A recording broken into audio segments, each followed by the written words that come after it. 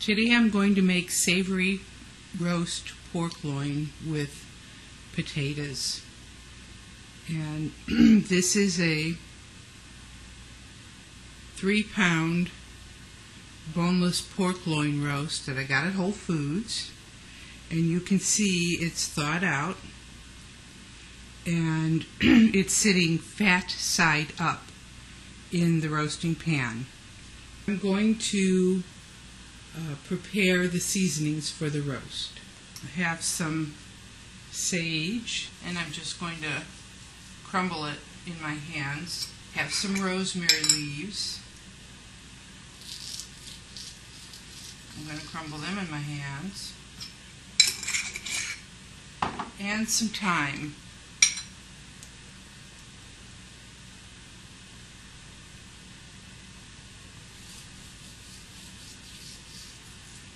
I crumble them in my hand to release the oils. I'm going to add some salt, not much, and some pepper.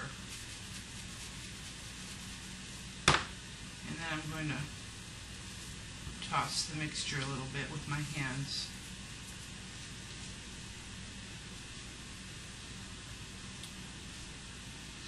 Here are my flavorings for the roast. Now the next thing I'm going to do is rub the goat. There's different ways to do this. I just generally pour the garlic, the juice from the chopped garlic. You can take a clove of garlic, cut it, and rub the roast with it. That's an alternative way to do it. And now I'm going to apply the herbs.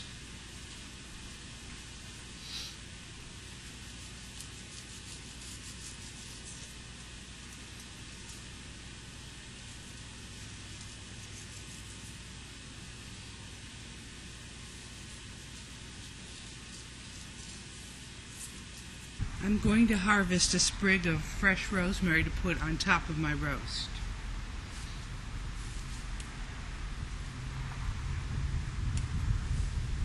So here's a sprig of fresh rosemary right from the garden. I'm going to clean the rosemary by washing it under running water. And I'm going to put my rosemary right on top of my roast. And now it's ready for the oven. I'm going to put, this is a 3-pound roast.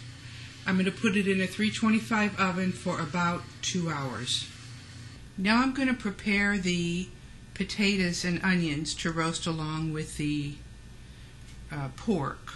The reason that I'm making so many potatoes for just 2 is that I'm going to wind up with 5 or 6 prepared meals to get us through the week. So I'm cooking it all at once.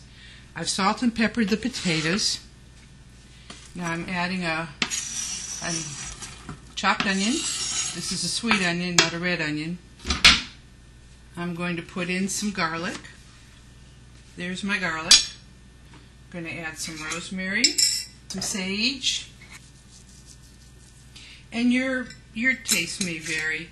You can add what you like, and the time comes I will add these marinated potatoes. These potatoes are going to marinate for about an hour, and then about an hour and a half before the roast is done, I'll put them in the pan with the roast. Normally you put your root vegetables in about an hour before the roast is done, but because there's such a large volume of potatoes, I'm going to give it an extra 30 minutes of cooking time. Now I'm going to add a little olive oil. What you're doing is you're making a dressing in the bowl. I'm going to need more olive oil soon. And some balsamic vinegar, and there's many kinds of balsamic vinegar, so you can experiment. It's inexpensive, so you can buy a couple bottles and see what you like. Now I'm going to toss to coat all the potatoes and the onions in dressing. Toss well, coat every surface, And I'm going to let those marinate for about an hour. And then about an hour and a half before the roast is done, I'll put them in the pan with the roast. Normally you put your root vegetables in about an hour before the roast is done, but because there's such a large volume of potatoes, I'm going to give it an extra 30 minutes of cooking time.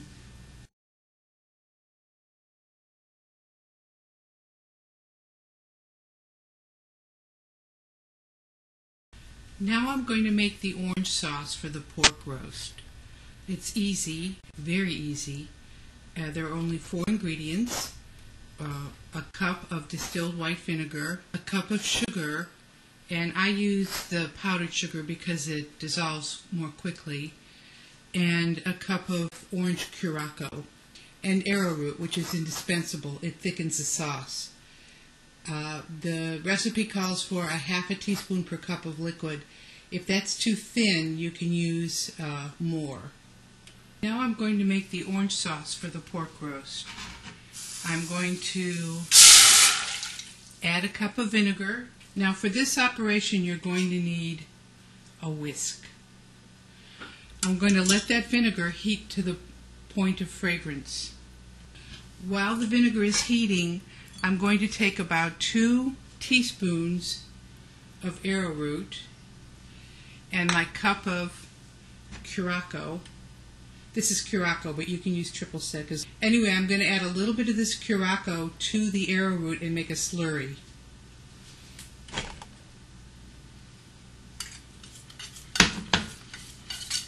Arrowroot dissolves very easily, and when it's heated, it thickens almost immediately.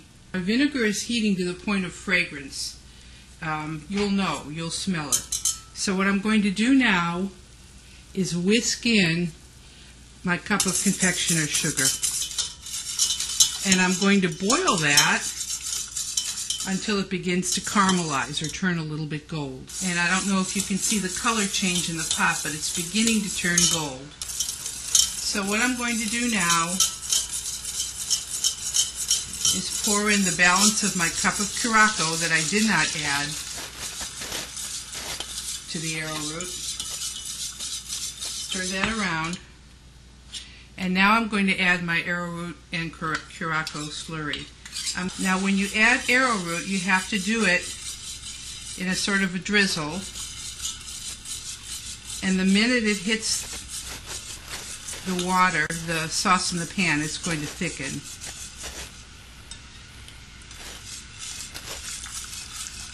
Now the real beauty of arrowroot is it makes a clear sauce. Continue to whisk until the sauce becomes clear and begins to bubble. Now I don't know if you can see this, but the sauce is beginning to turn clear.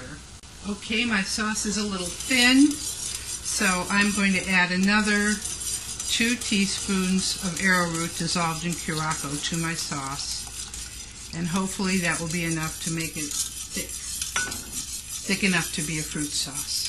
Okay, now it's thickening up. As soon as it turns clear, the arrowroot is cooked and the sauce is ready. Okay, there it is. It's nice and thick. It's clear. There's my orange sauce. So I ended up using 2 to 3 teaspoons per cup of liquid.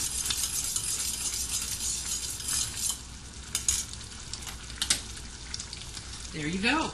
Roasted pork loin with pan-roasted potatoes, served with orange sauce and a green salad. You can't beat it.